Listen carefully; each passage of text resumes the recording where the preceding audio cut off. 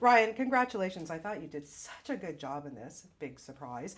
First off, I want to ask you about the era. What is it about this time period that, people just love to watch so much and it makes such great fodder for films? Um, I don't know. I mean, it's obviously this is my first experience with it, but I mean, I've always been a big fan of that period, and also, like living in LA, you're kind of living in the shadows of that time and in the movie industry at that time. So it was a great experience to get to kind of go behind the curtain and experience that for real for a little while. You say you're a fan of it. Were there specific films that maybe you went back and looked at again to watch to kind of get into the mood? I did. I mean, look, my first gangster movie was Dick Tracy, which I was a really big fan of. I collected all the Burger King cups and had the posters, and I thought I might get a cup out of this deal. It has not happened. It can still happen, Ryan. You think? Oh, But they're doing the marketing for the film now. It seems like how is a cup going to come into the picture? I will personally make you a mug. Will you? For sure. I mean, I have this on tape. Tim Hortons, we're going to talk.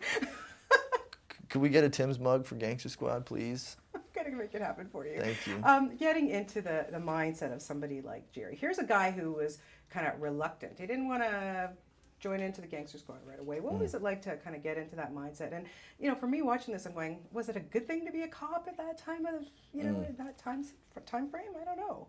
I don't think so. I mean, I think it was, well, look, first of all, I just want to make the man himself, this Jerry Wooters, who the character is based on, is a much braver man than the character that I play. I mean, my character in this film is reluctant to be involved, but Jerry himself was not at all. But yeah, this character has sort of come back from the war, comes home to another war, feels like there's no real point in getting involved because there's so much corruption, and decides to sort of, like lay low in a bar until the smoke clears, until a friend of his, this little shoeshine kid, is caught in the crossfire. So that kind of provokes him into joining the Gangster Squad. Yeah, great cast. Like, really, I mean, you've had such great opportunities to work with some wonderful actors and actresses. But let's first start talking about Josh Brolin, because there was a good camaraderie there again. What was it like to work with somebody like him? Because I thought he did a great job in this role. Yeah, he's great. I mean, when I was a kid, one of the first plays I ever saw was Josh in True West on Broadway. So I've always been a fan of his. So it was it was great for me to get to finally work with him. But he's like really funny, and to the point where it's a problem. It's distracting. I can imagine. All right, Sean Penn. I mean, seriously? I don't know. I didn't work with him. But did you watch him? Did you go to set to see him work? I mean, I wanted to, but I didn't want to be like I didn't want to creep on what he was doing, So I kind of but I thought we were going to get to be in the film together. But when I read the script, I realized that we didn't actually have any scenes together. I saw more of Sean Penn in the trailer for this film than I did on set. That sucked. Yeah. Yeah. We know already you have a great chemistry with Emma Stone. We saw that in Crazy Stupid Love. To be able to reunite with her in this type of film, just tell me a little bit about that, because it's so different. Yeah. I mean, I think we thought, this will be, because we had such a great time on Crazy Stupid Love, we thought this will be a blast.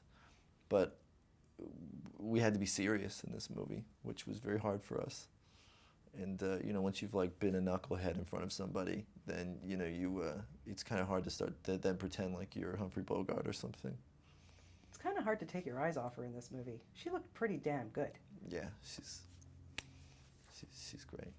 Yeah. Talking about looking good, I have to say, to put on those costumes, Ryan, and the hats are cool. Mm-hmm. What was it like, to put on for something like that, to put on these amazing costumes, has to really just get you right into the mood of this era. The wool gave me a rash. But I played my character as though he was having chronic rash, and that he was just like that. I channeled the frustration of that into the enemy. Okay. Did you keep any of the hats? Because you look really darn good in those hats. They didn't give us any of the wardrobe.